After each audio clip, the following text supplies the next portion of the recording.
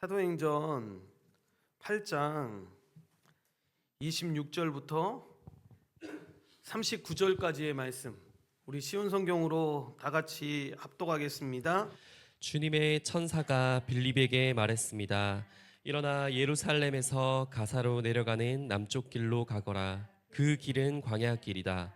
빌립이 일어나 가다가 길에서 에티오피아 사람 하나를 만났습니다. 그는 에티오피아의 여왕 간다게의 높은 관리로서 여왕의 재정을 맡은 사람이었는데 내시였습니다. 그는 예루살렘에 예배드리러 왔다가 본국으로 돌아가는 길이었습니다. 그는 마차에 앉아서 예언자 이사야의 글을 읽고 있었습니다. 성령이 빌립에게 저 마차로 가까이 가거라 하고 말씀하셨습니다. 빌립이 달려가서 그 사람이 예언자 이사야의 글을 읽는 것을 듣고 지금 읽고 있는 것을 이해하십니까? 라고 물었습니다. 그는 가르쳐주는 사람이 없는데 제가 어떻게 이해할 수 있겠습니까? 라고 대답했습니다.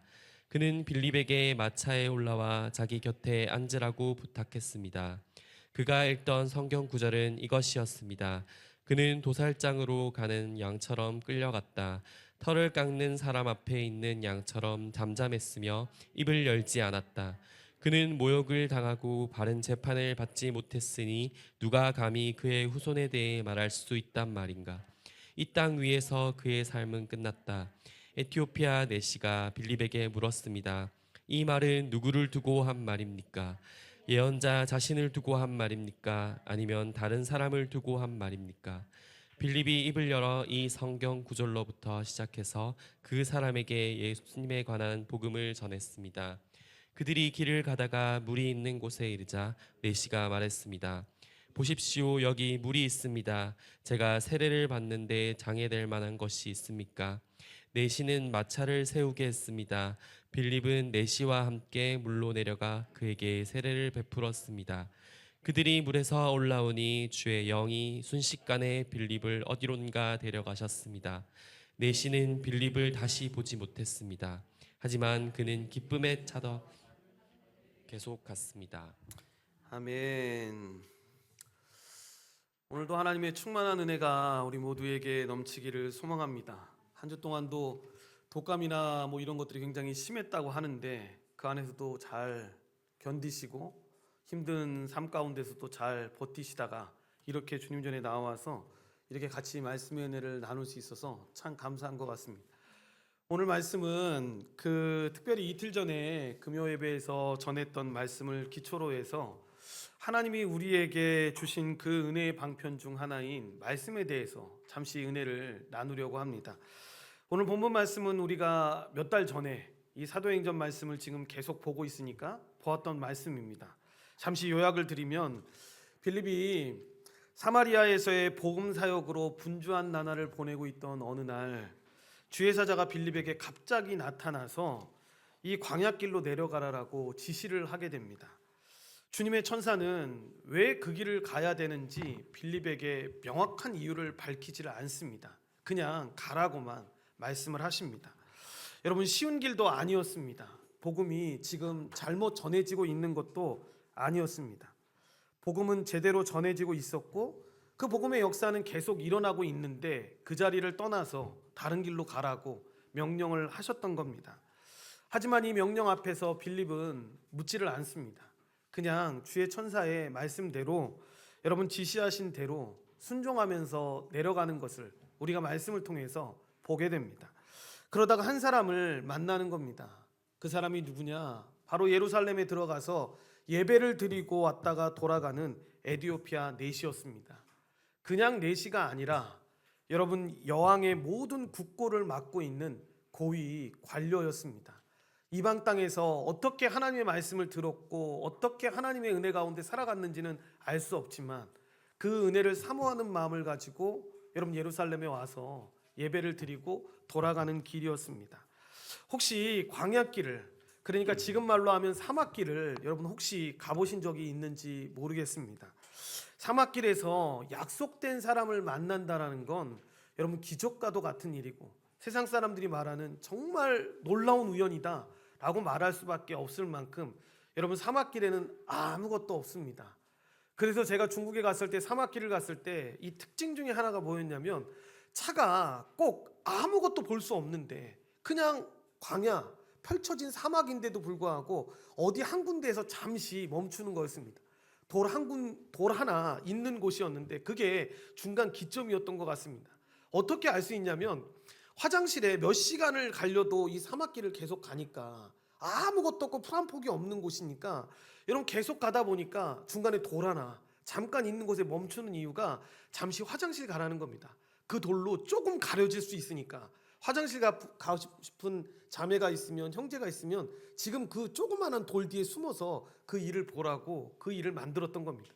그래 가보니까 진짜 흔적들이 남아 있는 겁니다. 아, 이 사막길을 우연이라도 지나가는 사람들이 있구나. 그리고 사막길에서 일을 봤던 사람들이 있구나라는 것들을 확인을 하는 거죠. 그만큼 사막길은 여러분 이 광야길은 아무것도 없는 겁니다. 그때 누군가를 만난다. 그때 이 어떤 선택받은 사람을 만날 수 있다는 건 정말 기적과도 같은 일이었던 거죠.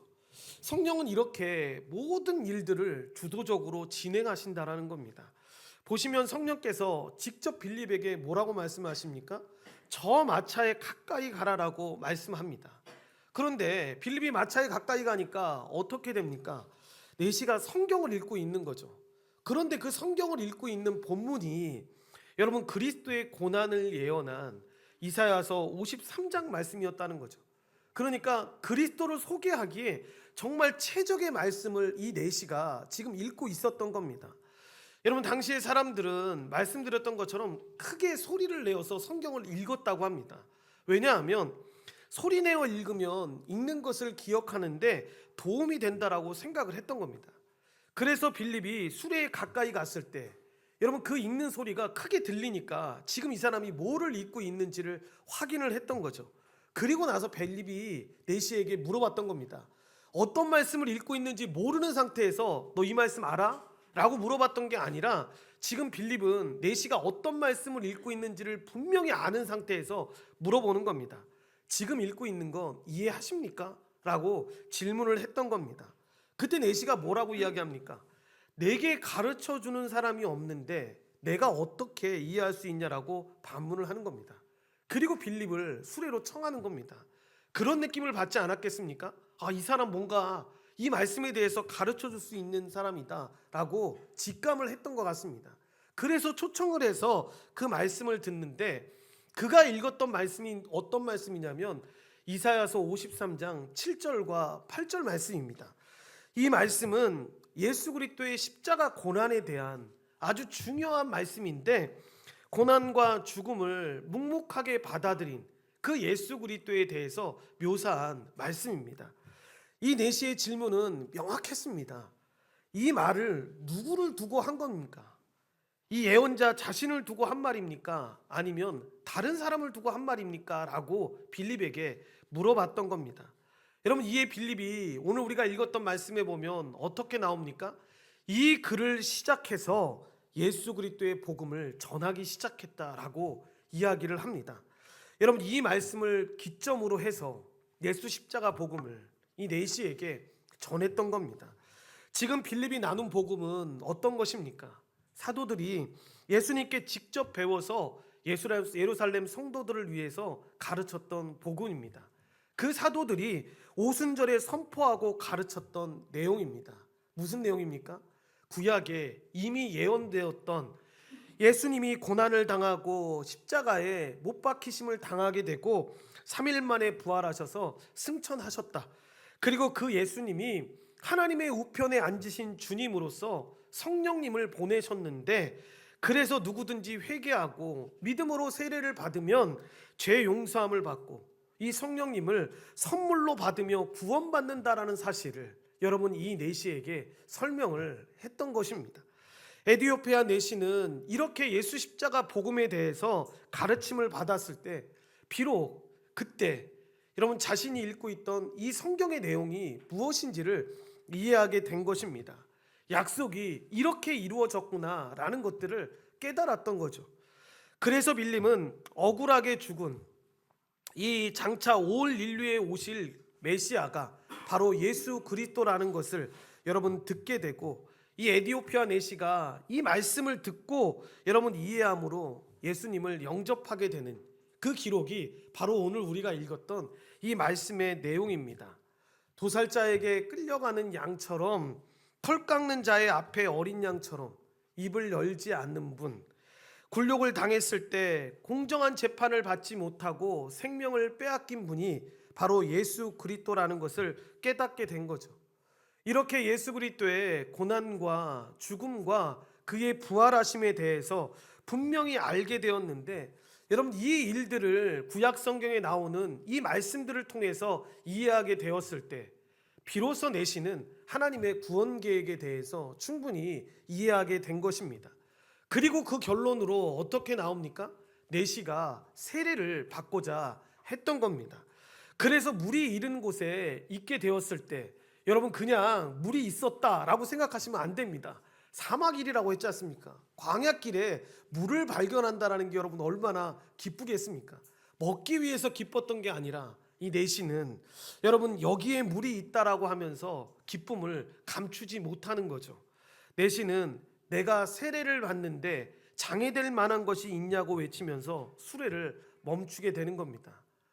이 빌립이 이의 신앙의 진정성을 확인했기 때문에 여러분 내시에게 이 세례를 베풀어 주게 되는데, 그렇게 이 내시는 십자가 복음을 듣고 믿어서 그리스도를 주와 그리스도로 믿겠다라고 결단을 내리게 됩니다.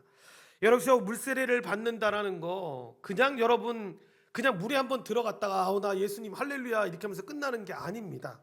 자신의 옛사람이 그리스도와 함께 죽었으며 이제는 그리스도와 함께 살아난 새 사람이 되었다라는 걸 고백하는 겁니다. 공적으로 여러분 그렇게 많은 사람들 앞에서 나는 이전에 이 죽었던 모습이 예수 그리스도와 죽었고 그 예수 그리스도와 말미암아 다시 살아났다라는 걸 공적으로 고백하는 겁니다. 이것은 이전에 죄악된 삶을 내가 다 끊어버리고 거룩한 삶을 힘써서 이제 살겠다라는 굳은 결단이기도 합니다. 이렇게 이 내시는 이전에 자신이 주인이 되어서 살아가던 이 삶에서 이제 완전히 죽었다라는 것을 인정한 것입니다. 그리고 이제 하나님이 주인이 되어서 그리스도를 따라가는 새 사람이 되었습니다 라고 고백하는 겁니다. 그리고 이렇게 하는 걸 뒤로 미루지 않았던 겁니다. 조금만 생각해 볼게요. 듣고 나도 바꿔야 될 게 너무 많으니까 내 삶에 지금 바뀌지 말아야 될 것도 많이 있는데 한번 생각해 볼게요 라가 아니라 이것이 진리인 줄 알고 핑계대지 않았다라는 겁니다. 그래서 그는 복음을 듣고 바로 예수를 믿게 됩니다. 이 짧은 얘기를 통해서 여러분 우리는 하나님께서 왜 은혜의 방편 중 하나인 이 말씀을 우리에게 주셨는지를 오늘 말씀을 통해서 보려고 하는데, 하나님께서는 신자인 우리에게 하나님 사랑, 이웃 사랑을 완전한 하나님의 기준으로 우리에게 제시합니다. 그러나 아시다시피 인간은 이것을 지키려고 하면 할수록 우리는 사실 그 표준에 도달하지 못한다는 걸 우리가 깨닫게 됩니다. 그래서 웨스트민스터 대우리 문답을 자세히 보신 분들은 아시겠지만 여러분 문자적으로 1계명부터 10계명까지의 내용을 볼 때 그냥 단 한 줄의 그 내용으로만 보면 나는 죽이지 않았어요, 나는 도둑질하지 않았어요 라고 끝나는 것이 아니라 그것을 구체적으로 성경 한 구절 한 구절을 가지고 와서 다 설명을 듣게 되면 이것을 지킬 수 없다라는 걸 분명하게 깨닫게 됩니다.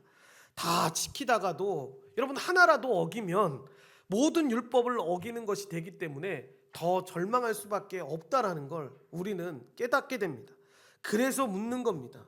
이 계명을 지키지 못하면 우리는 도대체 어떻게 되는 거냐고. 성경은 분명히 죄가 된다라고 이야기를 합니다. 그리고 나서 죄 중에도 큰 죄, 작은 죄로 분류할 수 있습니까? 라고 이야기할 때 그렇다고. 그렇게 큰 죄, 작은 죄로 구분할 수 있다고.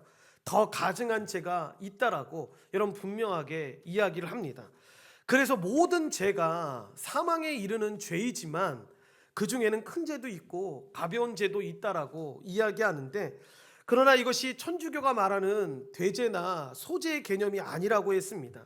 큰 죄가 어떤 죄인지 작은 죄가 어떤 죄인지를 우리가 배웠습니다. 그리고 나서 완전히 지키지 못함으로 죄인으로 드러나게 되는데, 그렇게 죄인이 되면 우리는 도대체 어떻게 되는 것입니까? 라는 질문 앞에 하나님의 저주와 형벌과 진노가 임한다라고 가르쳤습니다. 그래서 구원받은 우리도, 여러분, 구원받은 성도의 이 합당한 삶을 살라고 제시하고 있는 이 십계명 앞에 서면 우리 역시도 이 하나님의 진노와 저주를 피할 수 없었던 죄인이었다라는 걸 우리는 분명하게 깨닫게 됩니다. 계명은 이러한 역할을 우리에게 하는 겁니다. 그러니까 계명은 우리를 속박하고 우리를 억눌리기 위함이 아니라 정말로 우리가 구원받은 것에, 여러분, 하나님의 그 은혜 아니고서는 설명할 수 없다라는 것. 그래서 그 구원받은 것이 절대로 우리가 잘나서나 우리가 무언가를 해서 받은 것이 아니라는 것을 분명하게 깨닫게 해줍니다. 그래서 이 계명 앞에 비추어 봤을 때 우리는 항상 하나님의 진노와 저주와 형벌을 피할 수 없는 죄인이었다는 걸 깨닫게 되는데, 그러고 나서 우리가 고백하는 겁니다. 회개와 우리 주 예수 그리스도에 대한 믿음과 그리고 그리스도의 중보의 은혜를 끊임없이 공급받을 수 있도록 교회 가운데 허락하신 그 은혜의 방편들을 부지런하고 진실하게 사용해야 한다는 걸 깨달아서 그렇게 나아가는 것입니다. 그리고 그 은혜의 방편들이 도대체 구체적으로 무엇입니까? 라고 물었을 때 우리는 그것이 말씀과 기도와 성례라고 대답을 하는 것입니다. 그러니까 하나님의 은혜가 여러분 무조건 우리에게 주어지는 게 아니라는 겁니다. 외적인 이 은혜의 통로들을 통해서 우리에게 주시는 것인데, 이 외적인 세 가지 방편이 바로 말씀과 성례와 이 기도라는 겁니다. 즉 하나님은 여러분 믿는 신자들에게 은혜를 알아서 체험해 이렇게 무책임하게 말씀하는 것이 아니십니다. 정해진 통로가 있고 하나님이 약속하신 길이 있습니다. 여러분, 왜냐하면 하나님의 그 표준에 도달하지 못하는 우리의 부패한 죄성을 하나님은 너무나 잘 아시고 있기 때문입니다. 그래서 우리 자신의 모습으로 그대로 살아가면 우리는 은혜와 복이 아니라 진노와 심판과 이 형벌을 받을 수밖에 없는 존재라는 걸 우리가 자각하는데, 그렇게 자각하는 것만큼 이 은혜의 방편을 아는 자들은 하나님 앞에 나와서 교회에게 허락하신 이 은혜의 방편들을 통해서 더 주님께 가까이 가기 위해서 기도하는 것입니다. 죽을 죄인이 여러분 붙들 게 무엇이겠습니까? 살려줄 구원자 아니겠습니까? 그러니까 죄 앞에 있을 때 은혜로운 사람들은 죄를 안 짓는 사람이 아니라 이 죄 앞에서 거룩함으로 우리를 인도하시는 그 중보자가 그 은총으로 우리를 이끄신다라는 걸 깨달아서 그 그리스도의 필요함을 깨닫고 은혜를 달라고 요구하는 것입니다. 그런데 그때 막연하게 주님께 나아가는 것이 아니라 교회 가운데 허락해 주신 그 은혜의 수단으로 주님 앞에 나아가는 것입니다. 그것을 통해서 우리 안에 그 은혜가 허락되어지는 것인데, 그것이 바로 말씀과 기도와 성례라는 것입니다. 그래서 하나님은 유아 때 죽은 아이들이나 정신적으로 이 외적인 방편을 사용할 수 없는 경우를 제외하고는 여러분 일반적으로 이 외적인 수단을 통해서 일하시게 되는데, 여러분 이 외적인 수단들이 바로 성령께서 구원의 일을 하시기 위해서 지정한 수단이라는 걸 우리가 기억해야 합니다. 따라서 우리가 구원의 확신을 얻기 위해서는 여러분 하나님이 주신 이러한 은혜의 방편들을 진실과 믿음으로 부지런하게 사용해야 되는데, 문제는 다른 게 아닙니다. 여러분, 많은 신자들이 은혜를 받기 원한다라고 요즘도 여전히 그의 삶 가운데 이야기는 합니다. 그런데 정작 문제는 뭐냐면 그 은혜를 받을 수 있는 수단을 우리에게 주셨음에도 불구하고 여러분 사용하지 않는다라는 것입니다. 여러분, 우리만 해도 잘 생각해 보십시오. 정죄하기 위함이 아니라 여러분 한 주 동안 우리가 읽었던 그 성경 말씀들, DBS를 통해서 매일매일 보았던 말씀들도 있지만 그렇지 못한 말씀들, 그리고 기도를 하면서 살아가는 우리의 삶들을 한번 잘 생각해 보십시오. 여러분, 성례는 교회가 지정한 때 하는 거라서 여러분 개인적으로 못하니까 예외라 하더라도 우리에게 허락하신 그 은혜의 가장 외적인 수단인 이 말씀과 기도를 여러분 우리가 너무 등한시하고 있는 건 아닌지 여러분 한번 잘 생각해 보십시오. 그 사용하는 것만큼 여러분 우리가 은혜를 얼마나 소망하는지를, 그렇지 않은지를 분명하게 여러분 판단할 수가 있는데, 그러니까 우리 스스로가 여러분 알 수 있는 겁니다. 다른 사람이 뭔가를 물어보고 다른 사람이 그렇게 하지 않았어? 다른 사람이 정지하게 해서 질문해서 아는 것이 아니라 스스로가 알 수 있다라는 겁니다. 그런데 이때에도 여러분 오해해서는 안 됩니다. 이렇게만 이야기하면 그러면 세 가지 방편이 없이는 하나님께서 우리에게 은혜를 주실 수 없습니까? 라고 이야기할 때 대오리 문답은, 그리고 성경은 그렇지 않다라고 이야기합니다. 아까 말씀을 드렸던 것처럼 유아 때 여러분 전혀 하나님에 대해서 알지 못해서 죽은 그 어린아이나 또 날 때부터 정신적인 장애가 있는 아이들, 그리고 여러분 우리 부모님들이 특별히 연세가 드셔서 치매에 걸리실 때가 있지 않습니까? 제가 금요일 날도 말씀드렸지만 여러분 신앙 상담을 할 때 제일 자녀들이 어려워할 때가 바로 그런 때입니다. 우리 어머님 아버님이 정말 믿음이 좋으셨는데 하나님을 잘 섬기셨는 분이었는데 치매를 걸리시고 나서 그 모든 것들을 다 잊어버리셨다고. 쉽게 이야기하면 그냥 마치 바보가 된 것처럼 그냥 아무것도 못하고 계신다고. 그럼 우리 어머니 우리 아버지 구원받지 못하는 것 아니냐라고 질문하시는 분들이 있습니다. 여러분 그렇지 않다라는 겁니다. 정상적인 이 외적인 수단을 통해서 할 수 있는 사람들은 해야 하지만 그렇지 못한 경우에는 초자연적으로 특별하게 하나님께서 은혜를 허락하신다라는 겁니다. 그러니까 하나님께서 우리에게 은혜 주심을 이 외적인 세 가지 방편으로 제한해서도 안 되는 겁니다. 그러나 통상적으로는 특별한 경우를 제외하고는 이 세 가지 외적 방편을 통해서 우리에게 은혜를 주신다라는 사실을 우리가 기억해야 합니다. 그래서 우리가 신자라면 우리를 겸손하게 하기 위해서 주신 그 세 가지 외적 방편을 정말 잘 사용하고 부지런하게 사용해야 되는데, 이것이 교회를 통해서 우리에게 주신 가장 귀한 선물임을 알고 정말 간절하고 진심 어린 마음으로 주님께 나아가야 합니다. 그리고 이 중에서도 가장 앞서 있는 것이 말씀이라는 것을 우리가 기억해야 하는데, 그리스도가 십자가에서 우리를 위해 죽으심으로 구원의 은혜를 성취하지 않았습니까? 부활하셔서 이 새로운 생명을 성령의 능력으로 우리에게 주시지 않았습니까? 그럴 때 여러분 그리스도의 죽으심과 그 부활의 은혜를 어떻게 우리가 누릴 수 있다라고 생각을 하십니까? 특별한 정의를 제외하고는 그냥 가만히 있는다고 해서 이것을 얻을 수 있는 게 아닙니다. 또한 신비하게 밤에 자다가 꿈으로 주시고 그러는 게 아니라는 겁니다. 줄 때도 있지만 대부분의 경우는 아닙니다. 그리스도가 나를 위해서 죽으셨다는 이 그리스도의 죽음의, 이 중보의 죽음을, 이 대속의 죽음을 우리가 언제 확신하고 누릴 수 있냐면, 우리는 분명하게 여러분 그 성경이 가르치는 것을 우리가 읽고 그 말씀을 들을 때, 여러분 그래서 우리의 마음이 움직일 때 이 모든 것들을 누릴 수가 있는 것입니다. 그래서 자꾸 읽고 여러분 말씀을 들어야 되는데, 그러니까 교회를 30년 다니고 40년 다녀도 여러분 하나님의 말씀을 모르는 분들이 너무 많습니다. 안 읽으면 여러분 엉뚱한 짓을 할 수밖에 없는 겁니다. 그러니까 뭐 당회가 열리거나 공동회의 같은 거 열렸을 때 보면 그렇게 말씀하시는 분들이 있지 않습니까? 세상에 제가 살다 보니까 세상에는 이렇게 하던데요, 이렇게 하면 어떻겠습니까? 라고 이야기하시는 분들이 있습니다. 여러분 그게 다 틀렸다라는 이야기가 아닙니다. 성경에 나와 있는 내용으로 이야기하지 않고 그냥 성경 말씀이 기준이 되지 않고 그렇게 말씀하시는 경우들이 있다라는 겁니다. 그러니까 교회 다닌 횟수를 자랑하거나 여러분 모태신앙을 자랑하는 걸 경계해야 되는 이유가 바로 여기에 있습니다. 정작 중요하게 알아야 될 것이 무엇입니까? 성경이 말하는 게 무엇인지를 알아야죠. 그래서 성경이 말씀하시는 하나님이 어떤 분이신지를 알아야죠.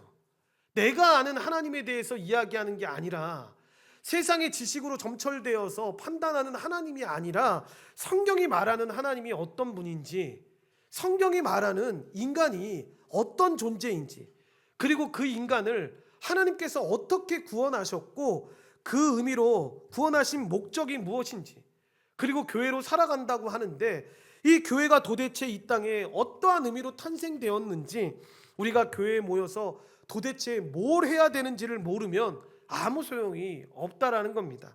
그렇게 그냥 종교성을 가지고 겉으로만 보면서 그냥 판단하면서 살아가면 안 되는데, 성경이 무엇을 이야기하고 있는지를 이야기해야지만 대화가 되는 겁니다.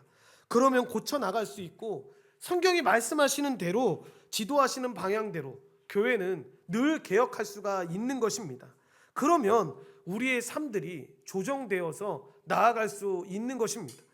이렇게 하나님께서 지정해 주신, 우리에게 허락해 주신 그 은혜의 외적인 방편들을 통해서 하나님이 어떠한 것인지를 배우고, 그래서 성경에 통해서 배운 그 하나님을 전심으로 믿고 의지하면서 따라가는 사람들, 여러분 그 사람들이 바로 교회라는 걸 기억해야 합니다.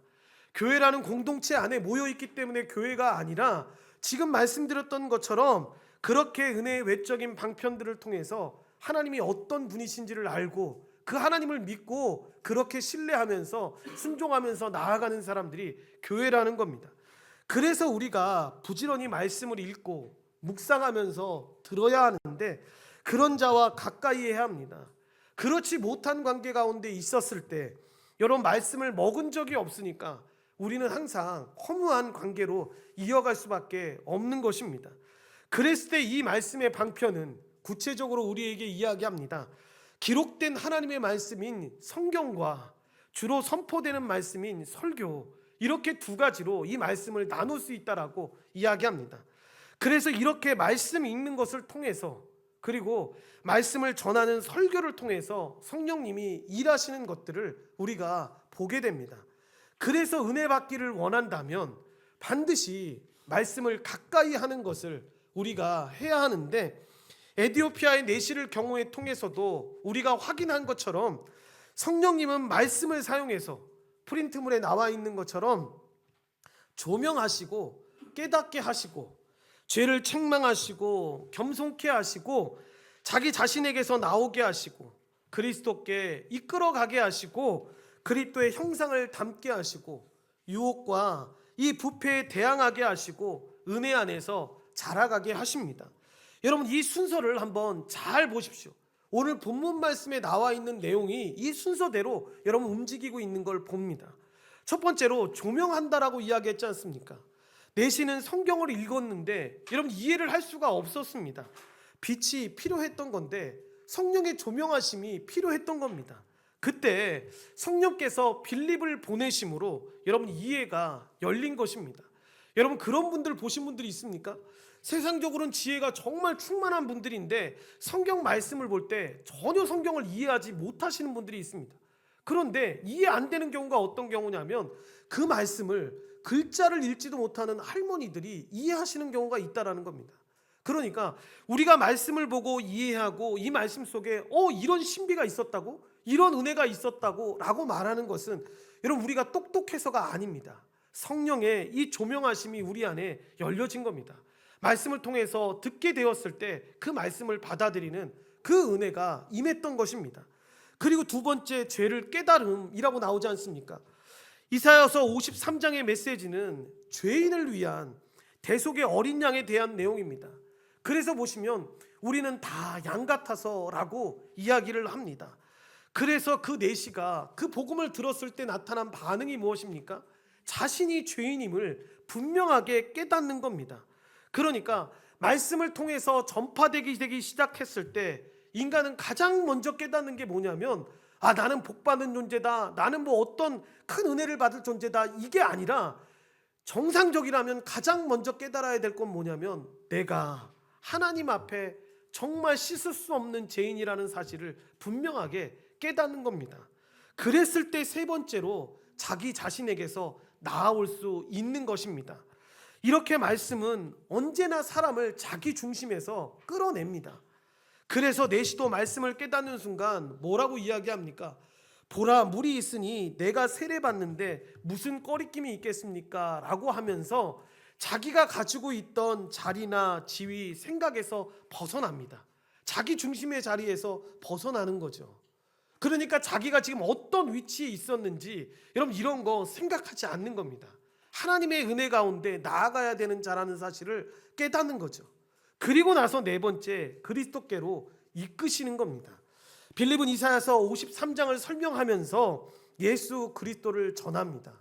그러니까 우리가 누군가에게 말씀을 전한다라고 이야기할 때 꼭 기억해야 될 내용은 뭐냐면 그 말씀이 예수 그리스도께로 이끌고 있는지를 잘 봐야 합니다. 여러분 성경은 오해하시면 안 됩니다. 여러분 목적이 깨달음이 아닙니다. 성경의 목적은 그리스도입니다. 그를 소개하고자 함입니다. 그를 믿고 주님 앞에 나아가게 하고자 함입니다. 그러니까 베드로의 설교를 듣고 우리가 어찌할 거라고 여러분 그리스도 앞에 나와왔던 유대인들처럼 이 하나님의 말씀은 자신의 죄를 깨닫게 할 뿐만 아니라 자신의 죄로부터 나와서 그리스도께로 가서 그리스도를 영접하게 만드는 것입니다. 이처럼 성령 하나님은 말씀을 통해서 분명하게 역사하십니다. 그러므로 여러분 죄를 멈추고 싶다라고 생각하시는 분이 혹시나 계십니까? 죄 짓는 자신에게서 벗어나서 정말 예수 그리스도에게로 내가 더 가까이 가고 싶습니다 라고 고백하시는 분이 있습니까? 그런 마음이 있다면, 그런 소원으로 살아가고자 하는 마음이 여러분 가운데 있다면 가장 먼저 해야 되는 거, 가장 중심적으로 해야 되는 건 다른 게 아닙니다. 내가 그냥 할 수 있어 라는 어떤 결단이 아닙니다. 말씀을 읽고 여러분 설교를 더 진심으로 대하면서 주님 앞에 나아가야 합니다. 여러분 그 시간은 우리에게서 나아오는 시간입니다. 그런데 이때에도 여러분 분명히 기억해야 될 게 있습니다. 그 뿌리가 성경에 있어야 한다는 걸 분명하게 기억해야 합니다. 그렇지 않고 말씀을 잘못 읽고 설교를 잘못 들으면 여러분 오히려 어떤 현상이 일어나냐면 그는 그 설교를 듣고 더 자기 자신에게 빠져드는 경우들을 보게 됩니다. 그렇게 나에게 다가오는 말씀을 취사 선택해서 내가 듣고자 하는 말씀만 듣는다면 여러분 그 말씀을 통해서 나에게서 벗어나서 예수 그리스도께로 나아가는 것이 아니라 오히려 자기 자신이 주장하고 있는 그 잘못된 주장에 더 깊이 빠져드는 경우들을 보게 됩니다. 마치 여러분 유튜브에 빠졌을 때 나타나는 현상과 똑같은 겁니다. 지금은 너무 많은 사람들이 알았지만 여러분 실제로 유튜브를 볼 때 여러분 꼭 하나님의 말씀을 찾지 않아도 저는 예를 들어 역사 드라마 같은 경우들을 되게 좋아합니다. 그러면 처음에는 이 사실을 몰랐을 때에는 역사 드라마 옛날에 끝났던 그 드라마를 지금 봐도 너무 재밌습니다. 그럼 그 드라마를 딱 보게 되면 여러분 유튜브가 어떻게 찾아줍니까? 역사에 관련된 드라마를 계속 앞순위로 해서 올려줍니다. 처음에는 진짜 신기했습니다. 모든 사람들이 보는 화면이 다 똑같은 줄 알았습니다. 여러분 이 기계가 알고 있는 겁니다. 내가 어떤 거에 지금 초점을 맞추고 어떤 거를 보기를 원하는지를 알고 있는 거죠. 마찬가지입니다. 여러분 말씀을 볼 때 성경에 나와 있는 말씀과 분명하게 배척되는 말씀임에도 불구하고 스스로가 이거는 현실적으로 볼 때 이거는 아니지 않아? 이렇게 살면 안 되는 거 아니야? 라고 하는 것들. 그러니까 마치 그런 거 있지 않습니까? 안식일을 거룩하게 지켜라 라고 이야기하면 주일을 어떻게 하면 말씀 가운데서 잘 지켜야 하나 이거를 생각해야 되는데 여러분 이거를 잘 지키지 못할 때 정말 잘못된 사상이 들어가면 꼭 내가 주일을 지킬 필요가 있나? 라는 생각이 들면 여러분 그런 질문을 유튜브에 하게 됩니다. 그러면 어떻게 되는 줄 아십니까? 계속해서 그거를 강화하는 여러분 대답들이 그 영상들을 통해서 나타나게 됩니다. 그러면 어떻게 되겠습니까? 그 믿음 자체가 이것 봐 이게 맞는 거잖아 라고 생각을 하게 되는 겁니다. 여러분 가짜 뉴스에 빠지는 사람들의 모습도 대부분 경우에 보면 우리 연세 드신 분들이 이런 경우가 많은데 대부분 이런 겁니다. 가짜 뉴스를 보면서 계속 만족해하는 거죠. 그리고 그게 더 자극적으로 들어가는 거죠. 여러분 성경을 볼 때도 마찬가지입니다. 더 자기에게 집중하라고 이 말씀을 보는 게 아닙니다. 그리스도께로 나아가기 위해서 이 말씀을 보는 거죠. 그러니까 여러분 말씀을 볼 때 주의해야 될 게 뭐냐면 이 말씀이 정말 성경 말씀에 나와 있는 말씀과 맞는지. 그래서 웨스트민스터 대요리 문답을 볼 때도 항상 보면 여러분 그 말씀에 조그만한 각주가 있거나 성경이 계속해서 추가되는 이유 중에 하나가 뭐냐면 이 대답을 할 때 성경에 어떤 질문을 하고 이 대답을 할 때 수백 명의 신학자들이 모여서 이 대답을 했다라고 하는 것을 알려주기 위함이 아니라 성경은 지금 이 질문에 대해서 어떻게 대답하고 있다라는 걸 지금 그 각주에 나오는 말씀들을 통해서 계속해서 설명하고 있는 겁니다. 그리고 나서 여러분 다섯 번째로 그리스도의 형상을 본받게 되는 겁니다. 내시가 그 즉시 세례를 고백하면서 순종하는 모습이 무엇입니까? 바로 그리스도의 형상을 닮아가는 모습으로 나아가는 거죠. 빌립이 그렇게 가라고 할 때 순종하면서 나아갔던 그 그리스도의 형상을 닮아가는 모습, 그 모습이 나오는 거죠. 그리고 여섯 번째로 유혹과 부패에 대항하게 하시는 거죠. 내시는 곧 다시 이집트로 돌아갑니다. 여러분 그 도시로 들어가면 이교와 혼합주의의 중심지였습니다. 그런데 그가 여러분 어떻게 돌아갔다고 오늘 말씀에 나옵니까? 기쁨으로 여러분 그 일을 감당하기 위해서 나아갔다는 겁니다. 성령은 이런 저항의 능력이 있습니다. 제 가운데 있었을 때 인간이기 때문에 어쩔 수 없는 거야 라고 말하는 것이 아니라 기쁨으로 그 일을 저항하면서 나아갈 수 있게끔 우리를 인도하신다는 겁니다. 그래서 넘어지고 낙심할 때도 있지만 여전히 하나님이 우리를 붙잡고 계신다는 걸 아는 거죠. 그러니까 구약 성도와 신약 성도가 분명히 다른 점이 여기에 있다고 했습니다. 구약 성도들은 이 일이 완성된 줄을 몰랐습니다.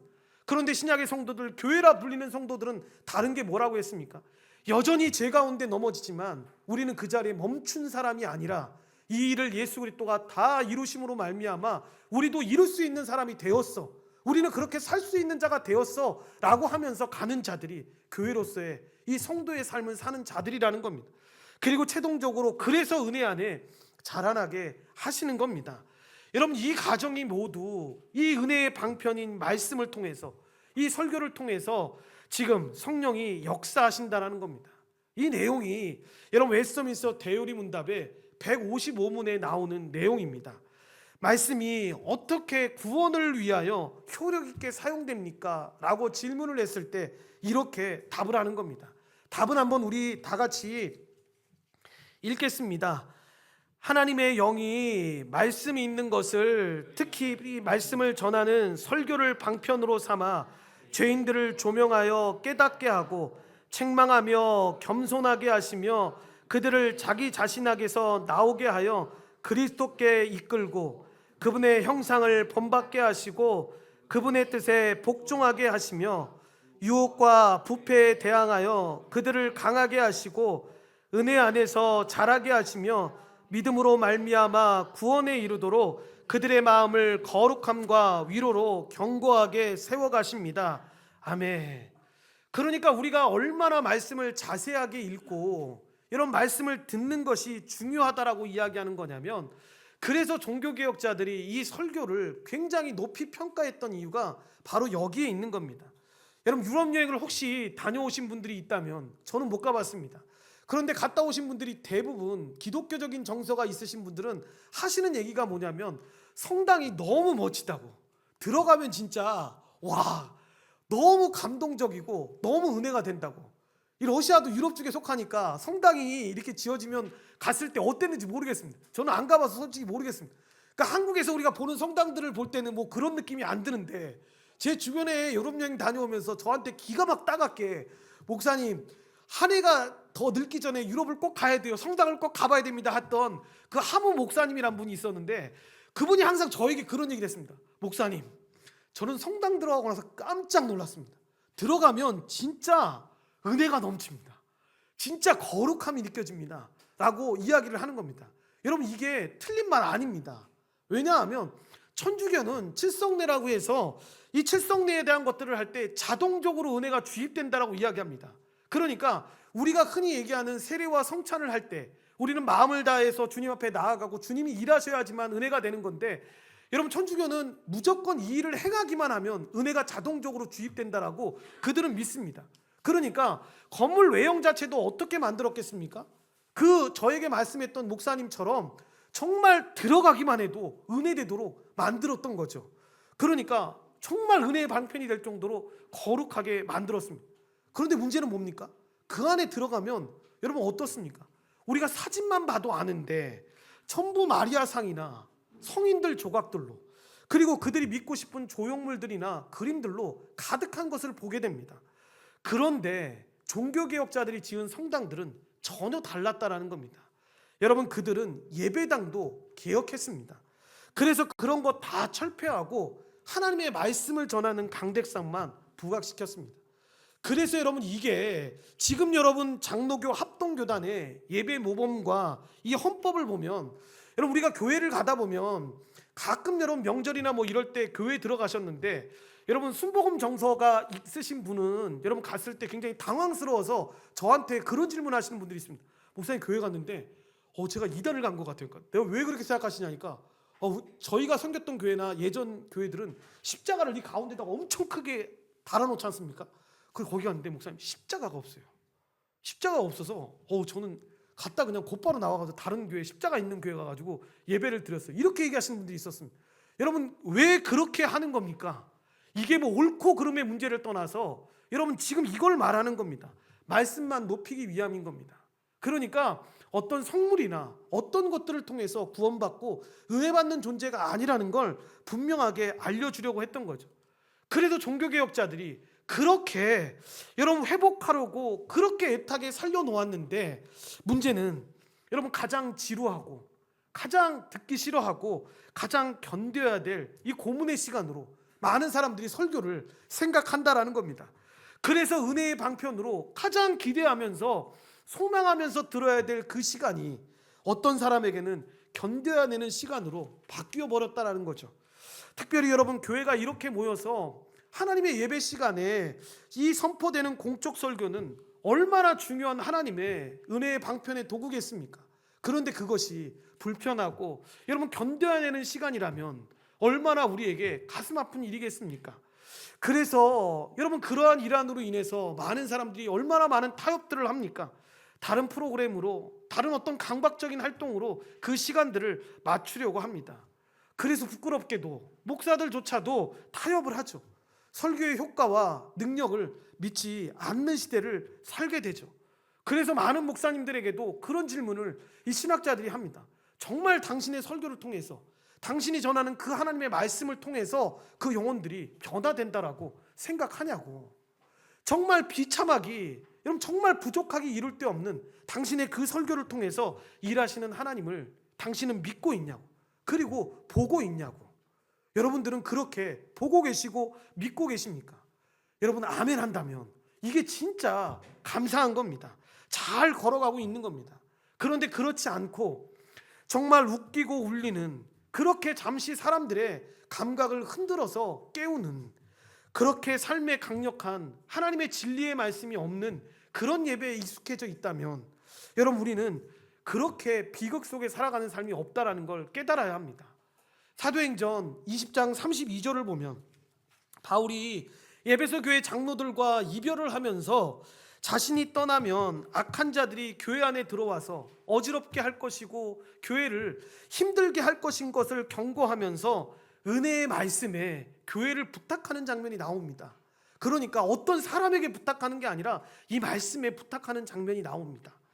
여러분, 이렇게 사도가 자신은 떠나도 하나님의 말씀이 교회를 능히 든든하게 세우사 거룩하게 하심을 입은 모든 자들 가운데 기업이 되도록 세워가실 것을 믿었던 것처럼, 여러분 우리도 성령 하나님께서 이 교회를 주의 말씀으로 든든하게 세워가시고 교회는 하나님의 말씀 안에서 은혜로 여러분 자라간다라는 사실을 우리가 믿어야 합니다.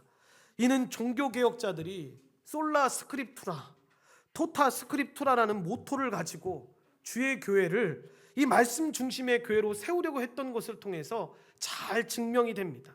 오직 성경, 이 전체 성경이라는 여러분 이 주제를 가지고 이어가기를 소망했던 거죠. 그러니까 교회가 이 말씀 중심의 교회로 세워진다는 건 다른 게 아닙니다. 오직 성경 위에 우리의 신앙을 경주한다라는 뜻입니다.